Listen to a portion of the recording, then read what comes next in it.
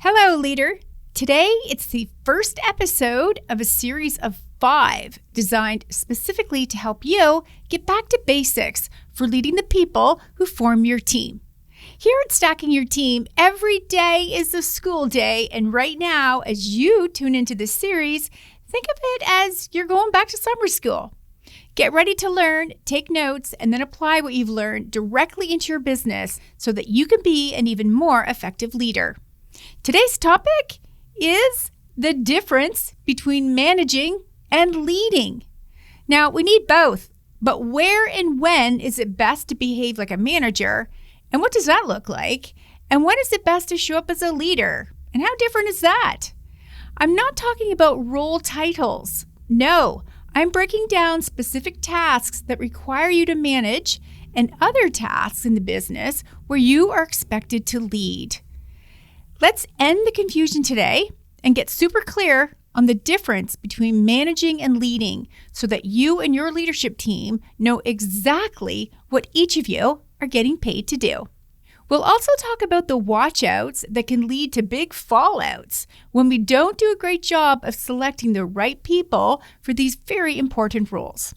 Oh, and by the way, this episode is an actual audio of a training, and it will give you a peek into what kind of trainings are available to you and your team when you join the Leadership Lab, in addition to live coaching sessions with me. Here we go.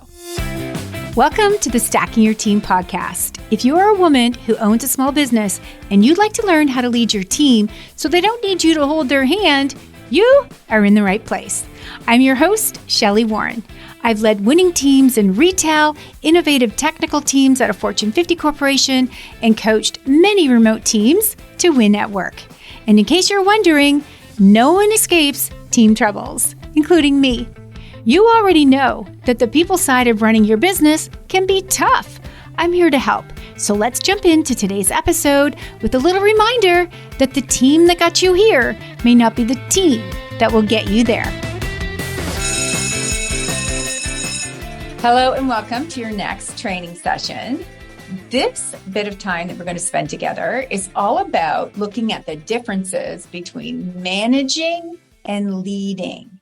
And we're going to dive into all of it. So not just the title, not just the tasks, but we're really going to look into the concepts of when we manage something and when we lead something.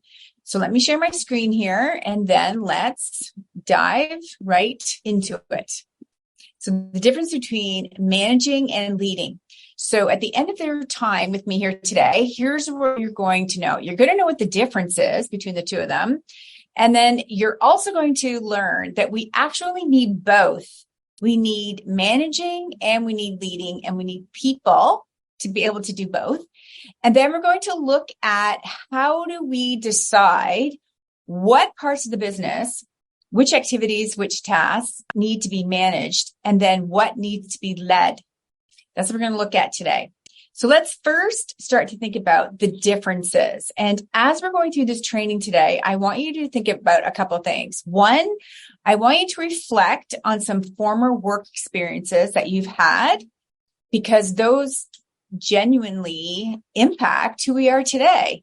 So I want you to think about that. But then I also want you to think about in your business, start to think about in my business, where do I need a slant towards managing and where do I need a slant towards leading? So think about that as we're going through this training today. So it's not about the title. And the reason why I say this is because depending on what kind of business you have, there's a certain level of vocabulary that just matches your industry, matches your niche. It matches who you are based on your developed work experiences over the years. So for me, I'm very much into using the word leader. I'm always trying to help people step up and lead. So when I put together a job posting or when I'm referring to someone that I work with on my team or as I'm coaching clients, you will absolutely hear me use the word leader more often than not. But having said that, many times the word manager fits your niche And it's just people have become accustomed to it. It's traditional. Doesn't mean you can't change, right? Like this, you're the CEO. This is your business. You can do what you'd like. But I'm really hoping that by the end of this little session here today, you're going to think differently about even how you're using your titles in your roles. So let's have a look at what we do manage. So we do know that we manage processes, right? If we didn't have, if our processes weren't managed, they wouldn't be effective. Plain and simple. They just wouldn't be effective. Other things that we manage are tasks and timelines, because if we don't manage those, we're not going to end up with the ideal outcome that we want. And then, of course, we all manage money, right? So in a business, you're managing money in terms of payroll and spending and cost overrides and compensation and all the things that you're looking at for the money that you've got going on in the business. And we're definitely managing that money. So when we manage a process, here's what we're actually doing, right? We're providing training to roll out the process, to teach people how to use the process, especially if there's tools or there's a particular demonstrations that they need to be able to do in order to ensure that they understand and comprehend the process well. So we're definitely managing the trainings that are associated with that process.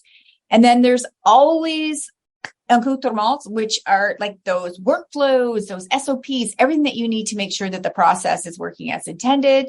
And as we go through the process and we learn it more and we start to have different iterations of it, and we start to have different people come in and use the process, often we find out that there are some constraints that we didn't quite think about. There's some bottlenecks. There's some parts of the process that just don't really work all that great all the time. So as we find those things, then we need to manage through those. And then, of course, anyone who owns a process, who has the ownership area and the decision space for that process, they're always going to be looking at ways that they can continue to improve it. Not to improve things just for the sake of improving it, but it's really about this process was introduced into the business to make someone's job easier. So let's make sure that we are keeping up with that to make sure that it really is their favorite process to use, and it's the process that's helping them be efficient. So when we look at managing tasks and timelines, it's the same kind of thing, right? We have to provide training for individuals so that they understand the order in which they need to do the tasks, why we're recommending that they do things in this order, also providing a schedule so that we keep them focused and keep them on track. You're also looking at managing the staffing that's required in order to execute the various tasks and timelines. And then, of course, we want to have these milestone dates so that we can celebrate the fact that the project or the task is moving ahead as intended, as scheduled, and that we're going to be able to hit the big goal, right? So this is why there's so many moving parts when it comes to tasks and timelines, that if we didn't have a person or a process to manage that flow of the work, oftentimes things can get derailed. You can drift off your goals and balls can be dropped, and people just, it's that whole, I thought you were going to do that. I thought you were going to do that. No, I thought you were doing that. We want to make sure that we've got some sort of process or a person that's managing tasks and timelines for every single person on your team. And for you, that might be you needing this help too. So when we're managing money, it's the same sort of thing. Lots of moving parts. So we want to look at data mining. That's a term you're going to hear me use a lot. It's really all about data that you have, whether it's good data or bad data, but the data you have is telling you a story. So how do we uncover what the story is and then make decisions based on the story? So when we look at money, absolutely all the processes that you have in place to track your money coming in, money going out, money being invested. If you're using the profit first method, I'm hoping that you have a great working relationship with your bookkeeper and your CPA. All of that that's being provided with those tasks is providing you a lot of data that you can go through and mine down into and make some good decisions with. You also want to be able to look at your spending trends. Like one of the things that often gets business owners quite upset is when they uncover that there's an overspend. typically they're frustrated, not only because it's an overspend, but because they didn't find it soon enough to turn off the tap of spending the money, right? So we want to look at spending trends. We also want to look at rationale and recovery plans. So as many of you came out of the pandemic recently, or as many of you have come out from some other downturn in your industry, you would have put together a plan of action to recover from those lost revenues, or you put a plan to bump up the profits that you were unable to hit this year as opposed to a previous year. But all of those plans come through rationale. So you're not just throwing spaghetti at the wall and hoping it all works. You're using the data that you have surrounding your money to make data-driven decisions versus emotional-driven decisions. So let's make sure that there's a process in place to understand what's really happening with your money. And then, of course, we always need to talk about money. We need to talk about money amongst ourselves and amongst our team so that it's just normal to talk about money. And oftentimes, the decisions that you make around money, we need to make sure that you have a process in place and a way to manage those conversations in terms of who's being informed, who's not being informed, when are we informing them, how much information are we sharing with them when we do inform them, what's their process to give feedback to us, how do they get involved in the solutions. All of those kind of things come down to that bucket called communication about money. And so that needs to be managed, or otherwise you're just not going to have the outcomes that you're hoping for. So can you be a great manager? Well, here's 4 little skills inventories that you might want to check off or give yourself a rating for in terms of understanding things that we want to manage in the business, right? So what we want to manage in the business are those processes, your tasks and timelines, and money. So think about those 3 things. Can you be a great manager? Or can someone on your team be a great manager in terms of those? And these are some of the attributes that you would want to consider when you're selecting someone to manage your money, your tasks, your timelines, and of course, your processes. So now on the flip side, let's look at what we lead in the business, right? So we lead people, profit centers, and strategic plans. Feel the difference? People, profit centers, and strategic plans. The common thread here is that people are involved in all of these. Whereas when we look at managing, it's tasks and timelines, money, and processes. Not so heavy on the people side, right? So when we look at leading, it's really more about people. So as we're leading those people, here's 4 different quadrants of what you're actually doing when you're leading people, right? You're leading your culture. You're fostering your culture. You're role modeling. You're deciding what kind of workplace you want to offer and what kind of workplace you can be proud of. So all of that comes down to really leading people through that and leading the way, role modeling, and just, it's a never ending story when you're trying to build culture on a team. The next one is team structure. So what you're leading here is the best team structure that you require for your current state of business. And then, of course, you're always going to hear me talk about the future state of the business. So we want to be able to build a bridge to be able to help move your organization, move your team over to the team of the future as well. But it really comes down to having proper team structure at each level of business as your business grows. So you're leading your business and your team through that, leading the development of that structure. Who's where, how many people are reporting to who's owning what, all those things. And then, of course, you've got the goals and the empowerment of people, right? So which a lot of what you do as a leader in your business is right here. Setting goals, monitoring goals, encouraging them to stay focused on the goal, celebrating the goal, revising the goal. It's all about that. Otherwise, the business stays stagnant, and then you will never actually get to any next level of profit or revenue or impact that you're trying to have within your niche or your community. And then, of course, the last one, the biggie, is developmental feedback, right? We lead people through their own personal development within the workplace. And we do that through conversations. Often you hear me talk about them or refer to them as adult conversations. And that's really what it's about. It's about, how do I work with this individual?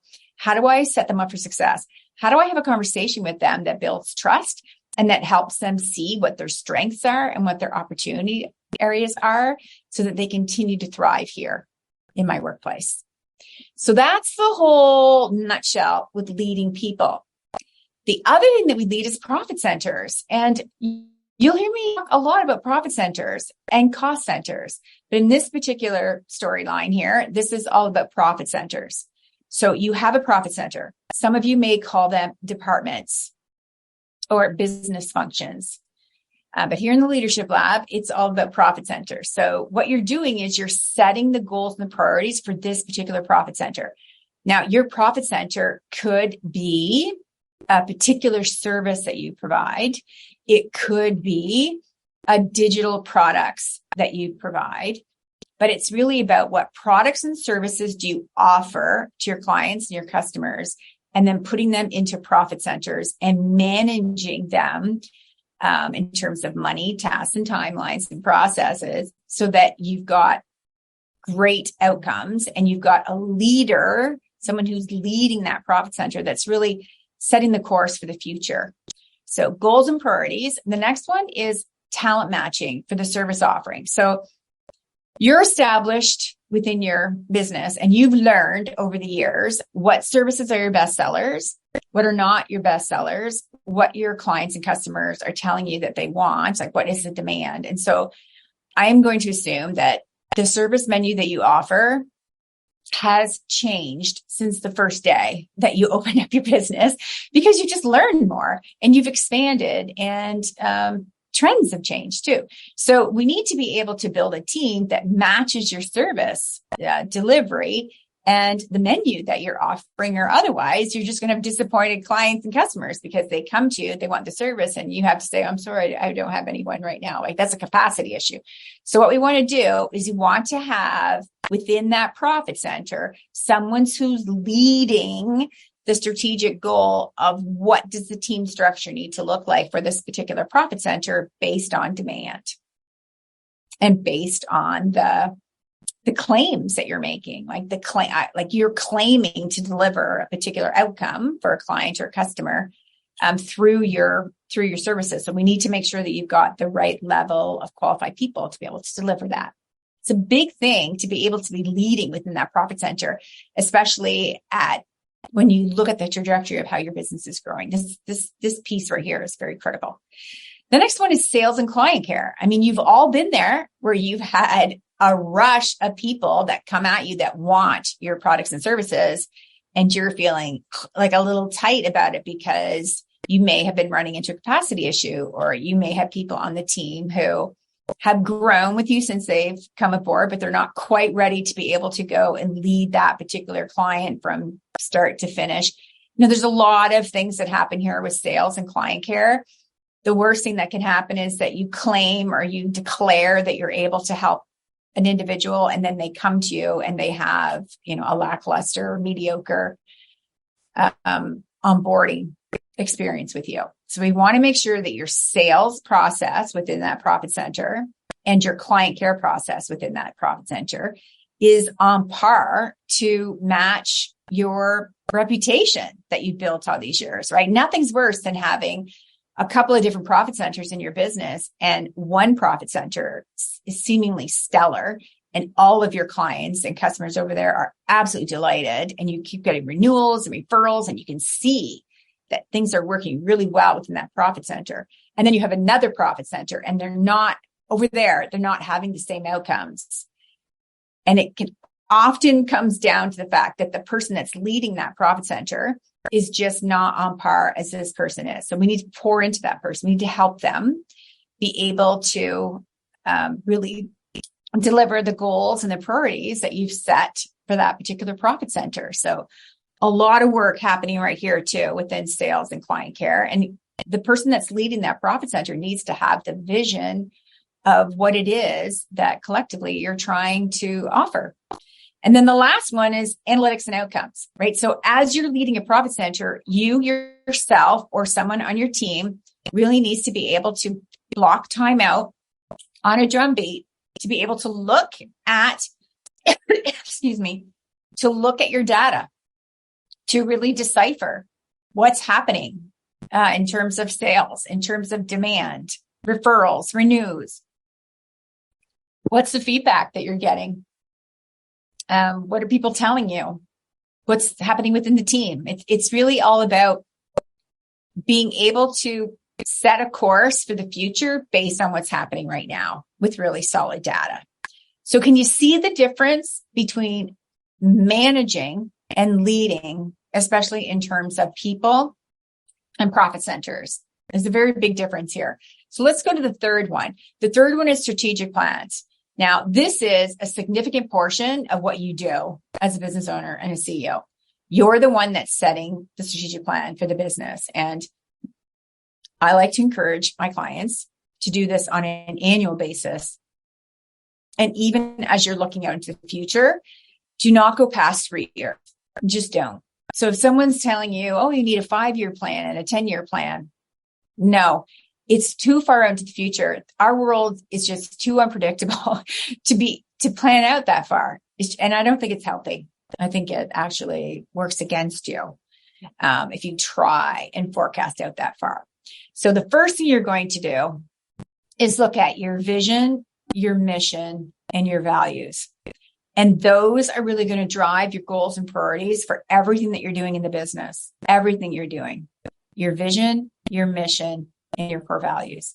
Then you're going to look at the ownership and how are you going to really up-level the ownership of everyone on your team, including new hires that come in and including the people that have been with you the longest. We want to make sure that everyone on the team has an ownership area and that they're going to be successful and feel like they're coming to work every day and doing really worthwhile stuff every day. So we do that with 5-hour work plans and drum beats, which there are separate trainings that you can take on that for sure. We want to make sure that those two foundations are absolutely just normal in your business, that everyone has a 5-hour work plan and that you've got some really great drum beats set up for everyone.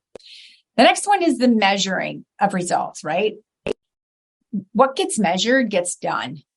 It's just a fact. If you're not measuring it, you're not going to do it because there's no repercussions for not doing it. So we want to make sure that everything that is important to the business that's aligned to the strategic plan is being measured somehow, that there's a process for it somehow, some way, that you're looking at the data. You're going to be able to go in and do some data mining, and that data mining is going to tell you a story.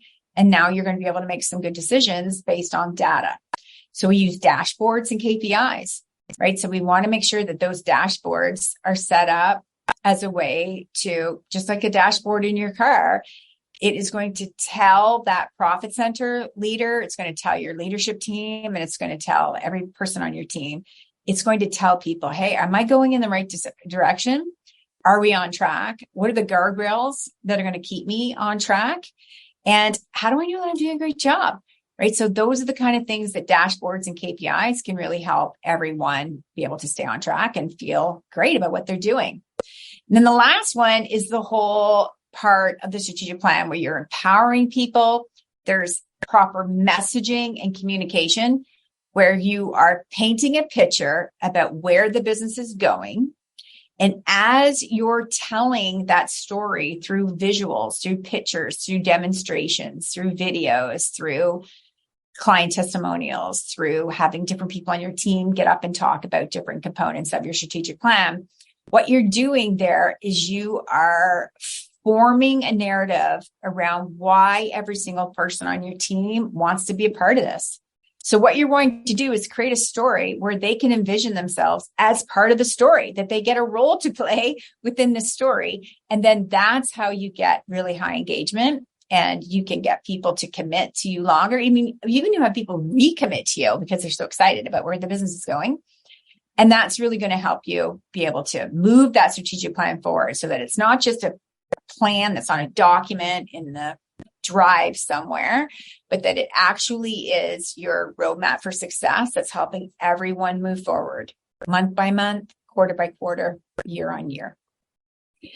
So the other thing that we lead, and some of you have definitely been here and worked through this, others of you have not, but we help lead people and a business through a crisis. So here's the example. So if there's a major crisis within your industry, or even within your community, or even, I'm going to say, like, even within your team, if there was some sort of crisis in your team, what we want to do as a leader is we want to look at these four big components of making sure if we do these four things well, you will be able to lead through a crisis and come out the other end still standing with a smile on your face, typically. So we want to do some fact finding where we're going to gather up the facts. We're not going to lean into speculations, rumors, or emotions. What we're going to do is we're going to pull the facts together. Then we're going to go out and get some additional resources. We're going to turn to another leading organization. You might turn to your state, province, or territory leadership. You might turn to resources you can get within your own industry, but you're going to gather the facts of your current situation. Then you're going to go out based on those facts, make a list of where do I need help? And then you're going to go get that help. And then now you're armed with the facts and some resources. Now you're going to create a recovery plan. And within that recovery plan, you're going to put in all the details of here's the situation. Here's what our next best steps are. Here's the help that I need.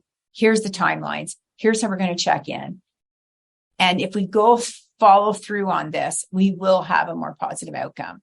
And that's all part of your communication plan. So being a strong leader, courageous leader, is someone who can stand up facing individuals, whether it's 3 people or 300 people or 3,000 people, to be able to help lead them through that crisis. Following this roadmap, it will help you deliver a plan that's actionable, that people feel like they're a part of, that people can rally around it, and where you will get through the other side to a better outcome than where you were when you first discovered that you had a crisis. So can you be a great leader? Right. So let's recap what we're doing when we're leading, right? We're leading people, processes, and your strategic plan. So that's you as the business owner. And if you're considering putting someone in a leadership role to lead people, profit centers, and your strategic plan or components of your strategic plan, think about these attributes. These would be the attributes that you'd want to have the big check mark beside to ensure that this is the right person that can lead through people, processes, and a strategic plan. So what are some of the watchouts? Here are a few watchouts. So these are for managers, people who are in a management role, or as you were looking to manage those processes, tasks, and timelines and money. The watchout is that you become a taskmaster. And I think we've all worked for people who were taskmasters, where you literally felt like you could almost hear the whip behind you, like trying to crack you into place. So you don't want to, yes, part of your role is to manage tasks and timelines, but you don't want to become that taskmaster where you're causing people burnout, you're damaging your core values within your workplace because you're just being unreasonable. You're not taking into consideration any feedback that anyone's giving you, or you're not having enough moments where you're coming and communicating progress, or asking people, what looks like helped you today? Or asking people, is there something that I can do to make this easier for you, right? If you're not having any great or not as many communication moments or touch points, as I like to call them, then that can be a real watch out. Some leader watchouts are people that you have placed in a leadership position and they are reluctant to lead. So they wanted the promotion. They loved the job title. They love the extra pay. They love being part of the decision making. They love being a part of the leadership team. However, when they're on their own and when you're really wanting them to do what you're paying them to do, which is lead people, processes, and components of your strategic plan, they're reluctant to. They stall. They coming and deferring to you. They wait. They sit and spin. They don't have adult conversations with people. They're not providing the feedback. They're just not doing the leadership aspects of the role. because they're reluctant to. That's the problem. The other problem is we put people into these leadership positions when they're really not fit for purpose. So what I mean by that is sometimes we put people into a leadership role because they've been with you the longest, or you think if I don't promote them, they're going to quit. Or you know that you need someone in to lead this, but you're telling yourself a story that you don't have anyone else to do it. So you're just going to put that person into it. Or you tell yourself a story that says, I can't afford to bring someone in externally. So I've got to give it to someone here that I already have. Who's it going to be? Well, I guess I'll give it to you. You are going to have so many regrets if that's your process for selecting who you're going to put into leadership roles. The other one is we want to make sure that anyone that's in a leadership role, they're not coming in with that fixed mindset. And what I mean by that fixed mindset is someone who says something like, well, we've just always done it this way, or it is what it is, or that's not my job. That kind of an individual is not fit for purpose to be in a leadership role. We need to have people in leadership roles who have an optimistic outlook, who can decipher between an emotionally charged situation, calm it down, reconvene, and come back with some rationale and some suggestions for next best steps. So it's really all about putting people into leadership positions that can align with this vision that you have, that are excited about their work, that are excited about this leadership opportunity that you've just given them. We don't want people in a leadership role that have that fixed mindset where they dislike change. They are not ready to disrupt anything in a good way. They're not looking at continual improvement. They just want to keep everything the same old, same old. Those are not people that we want to have in your leadership positions. So how do we keep this all simple? Well, here's a simple descriptor of the difference between managers and leaders, right? So managers impact efficiencies. Absolutely. Because you're managing tasks and timelines, you're managing money, and you're managing a process, which are all directly linked to efficiencies. Whereas leaders impact people, right? Because those leaders, they're literally leading profit centers, people development, people's career development, including your hiring and your onboarding.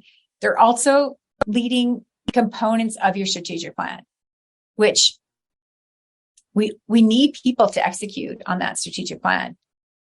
If we have a strategic plan, it looks amazing, and it's on a piece of paper, it's not going to come to life until you have people rallied around it to actually execute it. Another simple differentiator here is that managers, it's all about doing things right. Whereas leaders, it's doing the right things.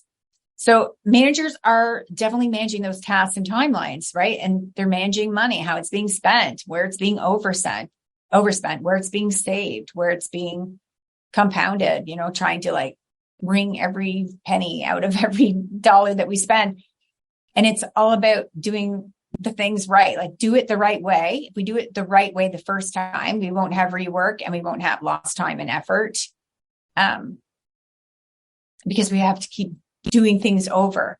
Whereas when you have a leader in a leadership role, it's really about setting the course to do the right things. It's helping the whole team and the whole business work on the right projects, the right components of your strategic plan to move the business forward. So it's not about doing what's hot right now or what's on trend right now or what everyone else is doing or what your competitor is doing. It's about doing the right things for your business and your strategic plan.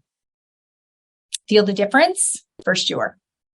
So can you be both? Can you be a leader and a manager and have impact? Well, the short answer is yes, absolutely. So you know that right now. I'm sure as we were going through this session, you've been thinking to yourself, well, yeah, I do manage that. Oh, and I am leading that. Absolutely. You as a CEO and the business owner, you are absolutely doing both.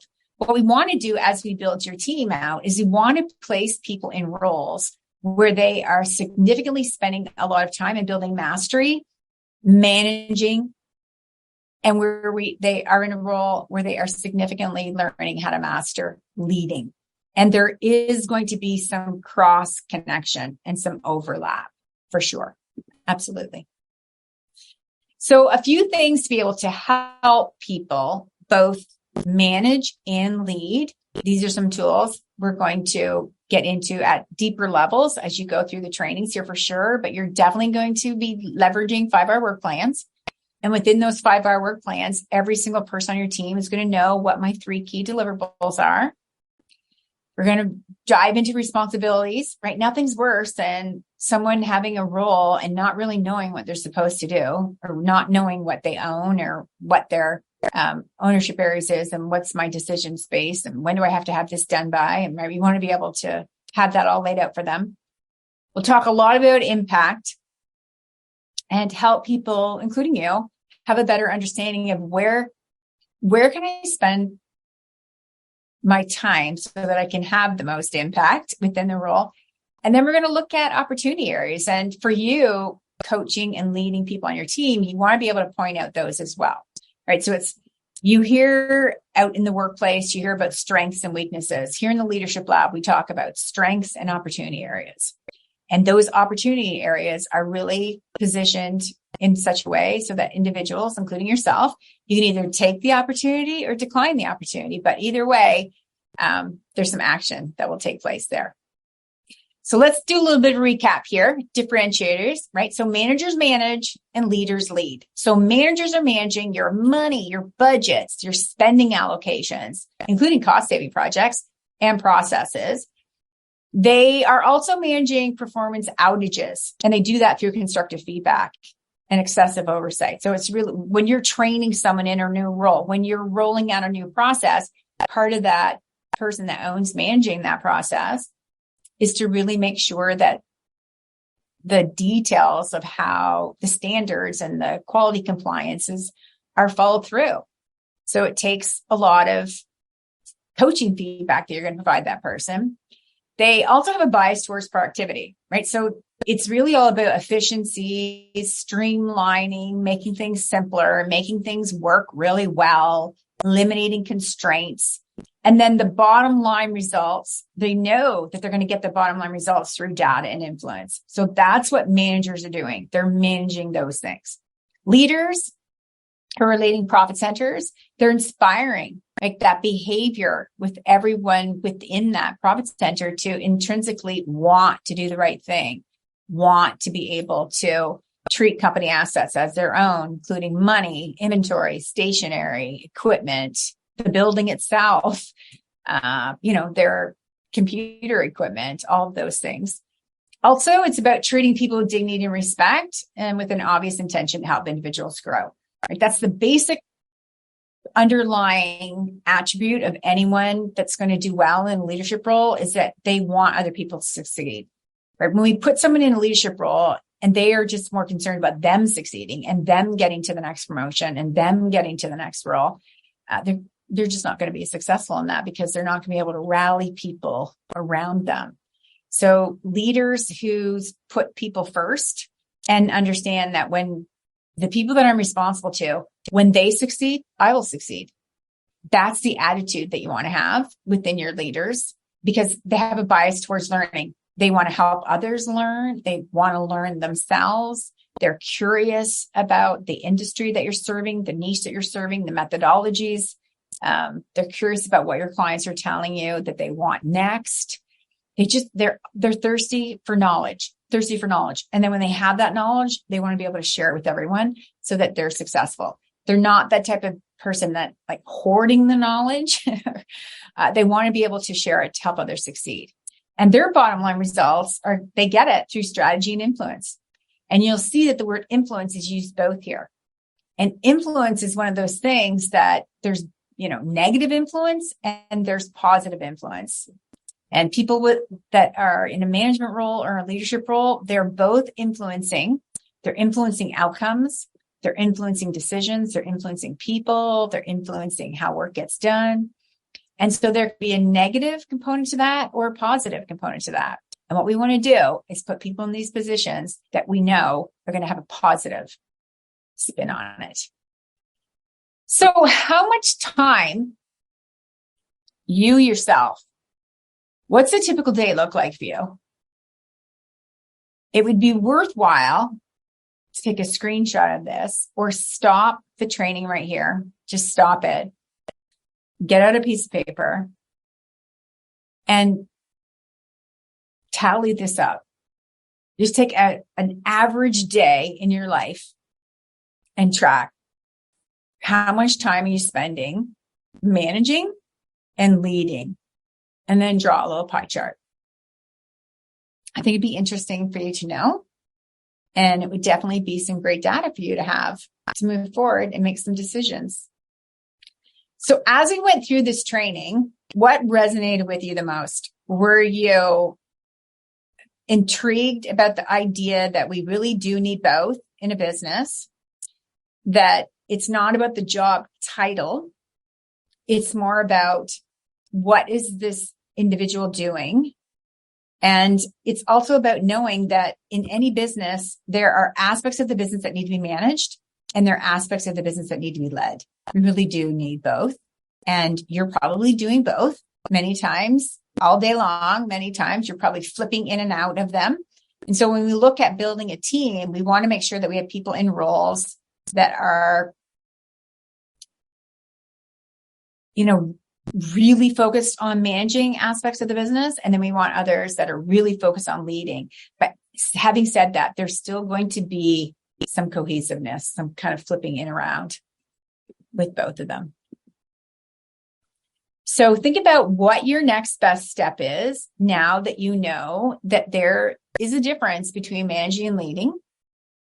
It'd be interesting for you to have a look at that pie chart that you just created on how much time you're spending leading and how much time you're spending managing, because that can really help you form a decision as to how you would like to redeploy some of the work that you do across your team. It will also help you think about who your next best hire is. And it will also help you think about people that you already have on your team, understanding how much time are they really spending managing something versus leading? And am I starting to spot my leaders? Am I starting to really look around and go, you know what? Wow, like he leads this aspect of the business already. And I'm really delighted with the outcomes that he's been able to provide.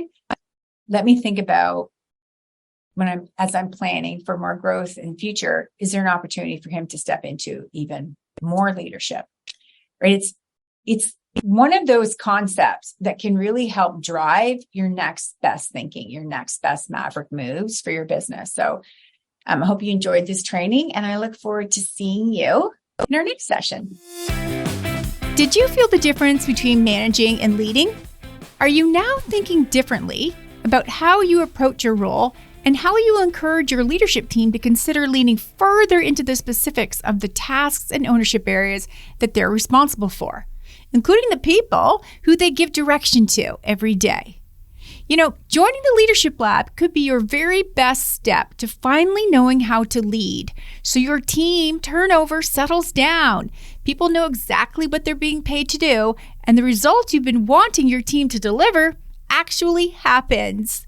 I've got the tools, the frameworks, and the coaching experience to help you stop being disappointed in your team and instead start feeling great about who you hire, who you promote, and who you hand over the reins to of your business, because they're truly capable and happy to commit to bringing your vision alive for your clients and customers. Leadership can be exciting, challenging, and lonely at times. So don't go it alone. Let me help you create the team and the leadership structure that you've been craving. So until next time, remember, if you have a dream, you need a team. So let's get stacking yours today.